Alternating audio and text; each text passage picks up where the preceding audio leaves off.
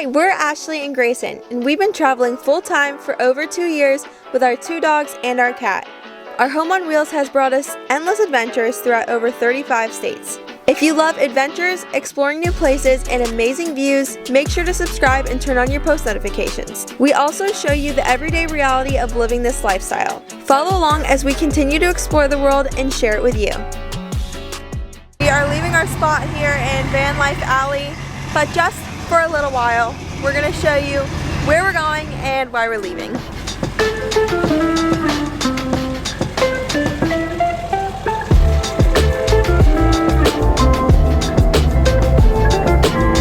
So the person who started or is associated with Vanlife Alley, I don't know if he owns it or if he works at this location, but they are now building vans and it's pretty cool. He told us that we could come by, fill up our water, plug in, and he's actually just said just stay the night, charge up, because city camping is, you know, it has its challenges, but when you are between buildings, it's hard to get solar from, like, good solar for more than a couple hours a day. So we really haven't been able to get above like 35-40%, which is really hard when you're trying to cook anything. And so he's like, yeah, just come by, charge up for the night. So we're on our way there. It was only like 15 minutes from the spot. And then hopefully when we move back in the morning, there will still be a spot for us. It's kind of, sometimes there are empty spots and other times it's like super packed and full. So we shall see, but we're very excited. He's really helping us out here with being able to charge up our batteries and then fill up water, even though we're still at like 50%, which isn't bad, but it is nice to top off.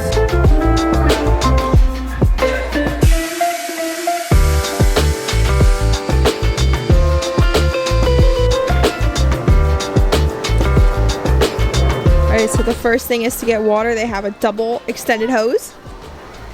So we're over here, and then the hose is plugged in all the way down there. Hung out with this guy over here, super cool, and they build vans in this shop right here. So then we were talking to somebody who just got a van from them and just giving them tips and stuff. So now it's like 11 o'clock at night and we're tired, so we're gonna head to bed and we'll see you in the morning.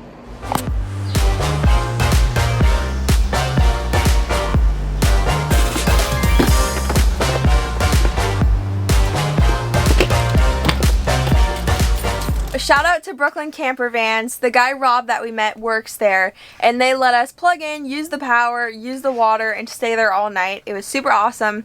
We had a great time with Rob, and he even brought us some of his favorite pizza, and if I do say so myself, it was the best pizza we've had since being here, so I think it knocks out both the other places we went to. But they also weren't just cheese pizzas. I have a little clip from our phone. The first one was a ravioli pizza. Definitely never had anything like that before. And then the second one was a spicy chicken and ranch pizza, and honestly, mwah, I'll just tell you, it was so good. I'm gonna find out what it was called. I don't know right off, and I'll put it in the description below. So if you are ever here, I absolutely would recommend going and getting one of their specialty pizzas. But now we're back at Van Alley, and we're all the way in the back part, and from what we've heard from multiple people, it gets very loud back here. So if we're able to find a spot that opens up closer to the front of the alley, we're gonna move up so that hopefully we have a quieter night. And also we met someone right behind us who car camps, and he was super cool. His name is Kyle, and he also has a channel that we'll link it below. But he told us about this little art thing that's going on, and it was like free tickets and stuff. So we're gonna head there, and then right from there we're also close to the gym, so we'll knock out 2 birds with 1 stone, because you know yesterday we walked almost 3 miles to the gym and back to the gym. So right now we're just eating, having a little snack, and then we're gonna head out. So once we go over there, we'll show you the art museum a little bit, where the gym is, and then I'm sure we'll end up eating something exciting. So we'll bring you along for that as well.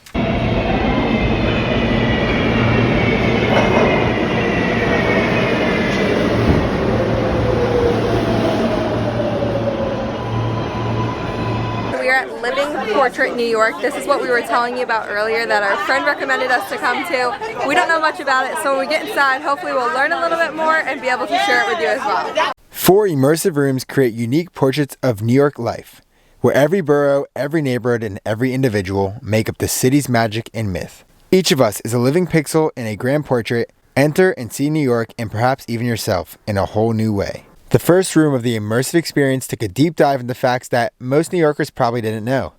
The room was filled with wows and awe each time a new fact appeared. The following room was an audio portrait. Standing under each light was a different New Yorker explaining their stories that you'd only hear from someone living in New York. I was like, I don't like these cookies, but I might take a bite of this cookie. He lived in the Bronx. You know, I didn't come to Manhattan. I never went to Queens. I never went to Brooklyn. My whole life was in the Bronx. After listening to multiple stories under the lights, the next room was a multimedia portrait consisting of a video showing different aspects of New York. New York's are busy, they whiz by you, but a lot of people will stop. They won't even stop. In their quick walk, wherever they're going in such a hurry, they will flip back and tell you the directions as they're walking away from you.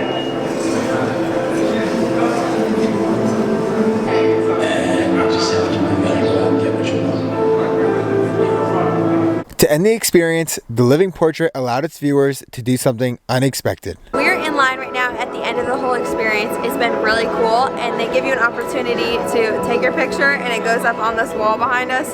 So I think it's going to be pretty cool. We're waiting in line for that now.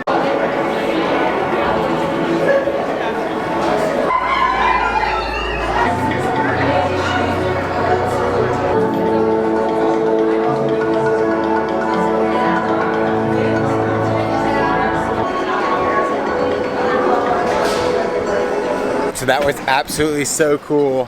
And if you saw at the end, we got to take the picture and get on the screen. And that was unlike anything I've ever seen before. That was so fun. And it was put on by Citizens Bank. And I just think it's really cool to kind of put, you know, it's kind of funny because we were, you know, on Van Alley, and Ashley and I were talking to our friend that we met, and we were like, I just don't get it. Like the hustle and bustle of the city, like I just don't get, like New York City is a super cool place, but like why would you van life here? Why would you, you know, strive to live here? And it's so cool to watch that and really understand, you know, the heart behind the city for the most part, or at least what Citizens Bank thinks it is, and all the artists who went into putting that together think it is. Yeah, so we were in there about an hour, and it's definitely changed my perspective on New York City as a whole in literally an hour, I think. And I really wish I could tell you to go there, but unfortunately it was the last day. I guess they set it up for a week or two. I don't know the time frame specifically or exactly, but today was the last day, so we're happy we got to go, but unfortunately you won't be able to go, so hopefully you enjoy this part of the video.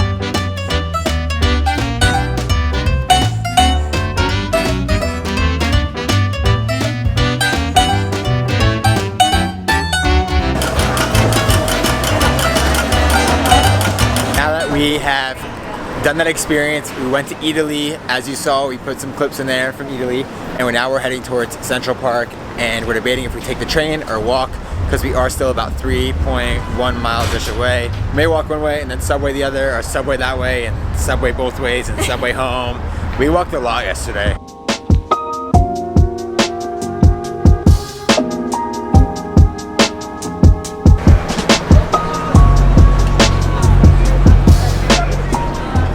We made it into Central Park, and it's nice to be in the trees and a little bit out of the concrete jungle. You can definitely still see it and hear it, but it does feel nice to be in some greenery. It's funny, the second you get in here, they're trying to sell you rides or or ask you to rent a bike, buy food, do all these things. But we're like, man, we just want to walk around the park and have a nice time. So we'll show you a little bit of the park. The hustle and bustle is still real. Even here, it is crazy.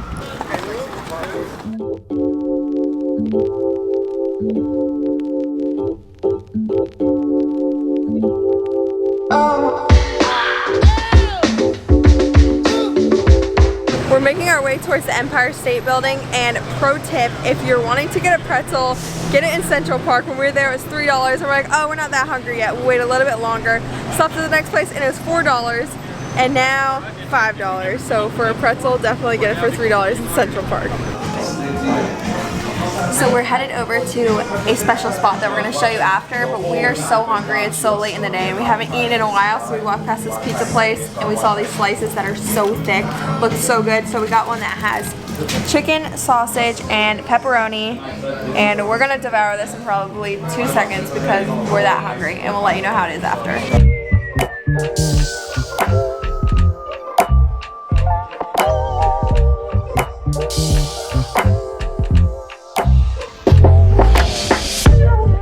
So we're at Chelsea's Bagel and Cafe, and we're here to try this rainbow bagel. And you know, it doesn't actually have a different flavor because it's rainbow, So let's show you. Ashley did a little concoction here. She did a chocolate chip and strawberry cream cheese. Right. And it looks pretty good. And they so kindly gave us a free piece of pizza. We are now back home. I don't think we ended up saying anything after the bagel place we went to. That bagel was so good. We got half strawberry cream cheese and half chocolate chip cream cheese on that rainbow bagel, and it was absolutely so good. We would definitely go there again. I think it was like $5 with tax or something like that. And then the person working there hooked us up with a free slice of pizza, so we also had pizza. I will say the pizza wasn't so good. It was like somewhere in the middle. Once we got back, there was another van lifer who was like, sweet setup, you guys, whatever, love your bikes. And I think that's how we started talking about the bikes. But he's a pro biker, and we started telling him how Grayson's bike is broken, blah, blah, blah, whatever. And he came and looked at it and was like, oh yeah, I can fix it. Like, give me just like an hour or whatever, and I'll come by and fix it. It's like 9:30 now, so it's probably going to be like at 10:30. But he is going to come by and fix it for like $20, which is great because when we went to the bike shop the other day, they quoted us $160. So he's going to fix it for $20. Hopefully it's legit. It seems like it. I mean, he has a really nice bike himself. Maybe we'll show you a little bit of the bike getting fixed, but if not, we'll see you in the morning. We're actually going back to the city again, or the other side. We're in the city now. We're in Brooklyn. We're going back to Manhattan. Let's go do it. Come on. Wait, first, what ended up happening last night with your bike? Oh my gosh. Come check this out. No. So I got so excited last night, and this is nothing against my boy, Nick. He knew what he was doing. He's got a sick bike. He's a pro mountain biker. So he took my derailleur off, trying to fix it. And as you see, here's just my chain now. But this is a derailleur, if you don't know. In mine, this piece up here is plastic, and he thought, oh, it's just off. And then when he took it off, because he couldn't tell with it on, it was literally snapped in half. So he's like, yeah, it's happened sometimes with plastic ones. He was like, you should be proud that you have some muscle on your legs to break the derailleur.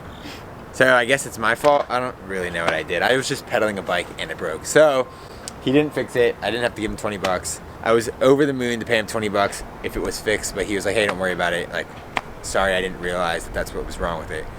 But now my bike is definitely unrideable. And it was not rideable before, so now it's worse. Blame him. It's not really worse. I couldn't ride it down and I couldn't ride it down. Let's get out of here.